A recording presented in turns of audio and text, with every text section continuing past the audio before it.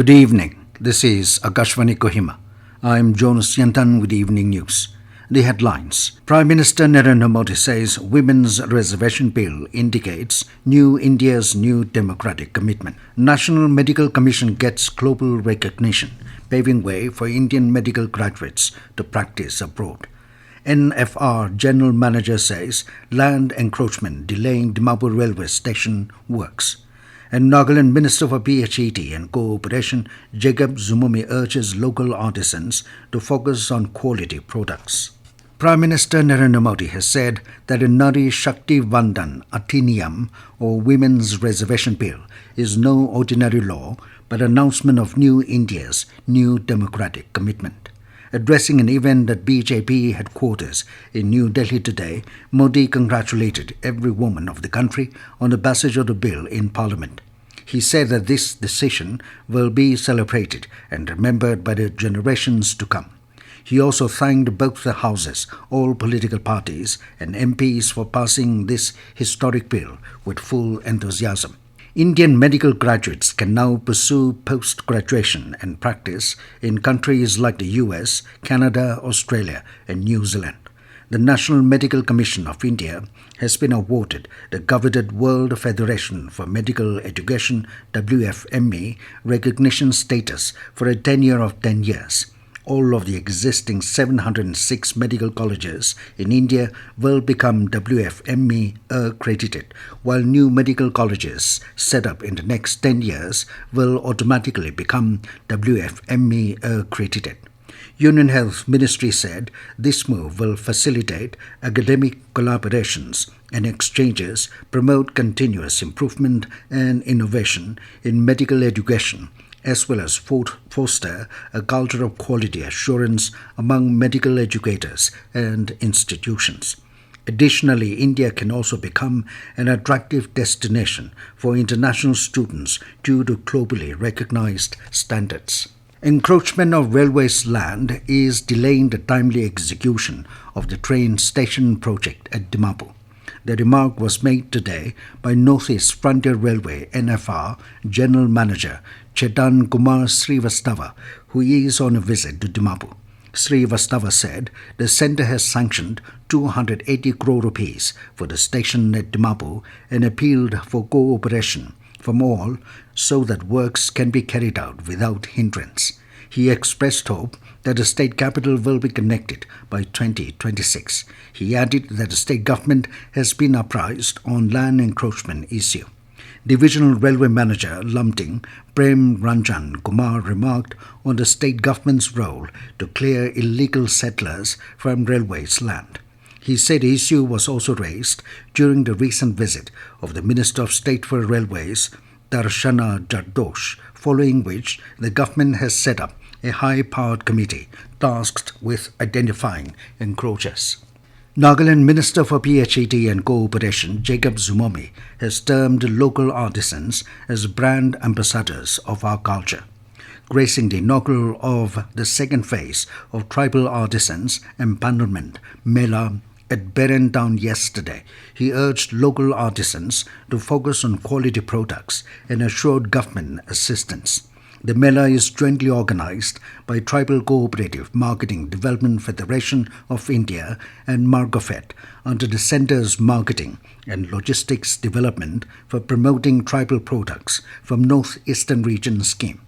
Minister Zhimomi called upon local artisans to make use of such platforms in order to promote our rich cultural heritage and take tribal products to every corner of the country. Nagaland State Social Welfare Board has informed on Pradhan Mantri Matru Vandana Yojana PMMVY, a centrally sponsored conditional maternity benefit scheme. Under the program, monetary benefit of 5,000 rupees is provided to pregnant women and lactating mothers for the first live birth. It also offers 6,000 rupees for the second child, provided the child is a girl child. The cash benefit is deposited directly into bank accounts of the beneficiaries and can be availed up to 9 months after birth. As a special enrollment exercise, mothers of the second child born on or after 1st April 2022 have been made eligible to register for PMMVY till the 31st of this month. This news comes to you from Akashvani, Kohima. You can also listen to this news bulletin on News On Air app and YouTube channel AIR News Kohima. All Nagaland School Teachers Association (ANSTA) and Nagaland Government Higher Secondary Schools Employees Association have sought immediate release of pending salaries to teachers. In a letter to the Commissioner Secretary, School Education and SCRT, the groups said teachers of the state have been facing persistent challenges due to regular delays in the disbursement of salaries. The delay undermines the hard work and dedication of educators, it said, adding that no action had yet been taken on ANSTA's letter submitted earlier this month requesting for release of salaries. The groups have also asked the authorities for written assurances that such delays will not recur in future. The letter cautioned that teachers will have no choice but to initiate a pen-down strike in accordance with the principle of no pay, no work if the matter is not resolved even after 2 weeks. Nagaland has become the second state in India to implement Teach tool after Andhra Pradesh. Tavasalan K, Project Director, Nagaland Education Project, the Lighthouse Nectar Project said. A 10-day training of master trainers for implementation of the digital tool under Nectar is underway at Kohima. The Teach tool is a standardized observation tool designed by the World Bank that can be used to understand current teaching practices and quality of education inside classrooms. Around 400 to 500 observers from all 16 districts of Nagaland will be trained to use the Teach tool, and they will mentor other teachers in the coming years. Currently, 37 trainers of teachers attached to various education block resource centers within Samagra Shiksha have qualified and been certified. The training will conclude tomorrow. Extra Assistant Commissioner Pek L. Chinglem Konyak has flagged concerns over unemployment in the state despite high literacy rates. Speaking at Literary Day Come Youth Voters Festival at Pek Government College today, Chinglem questioned whether the education system is adequately equipping students and highlighted lack of private sector and industrial opportunities apart from government jobs as potential reasons for youth unemployment.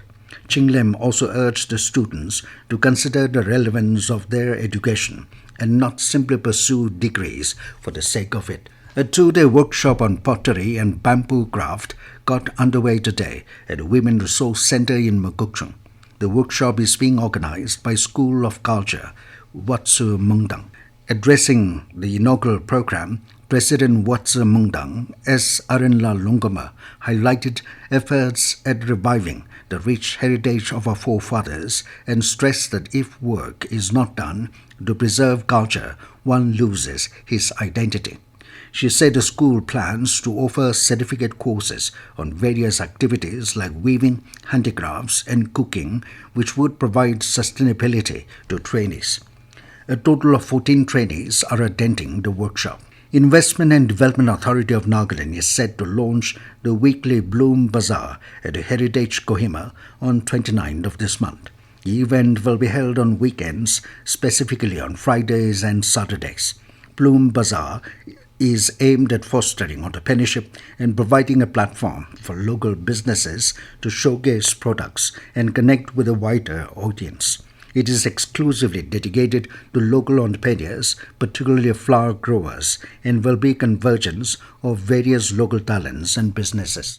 And now, 20 news, here are the main points again. Prime Minister Narendra Modi says Women's Reservation Bill indicates New India's new democratic commitment. National Medical Commission gets global recognition, paving way for Indian medical graduates to practice abroad.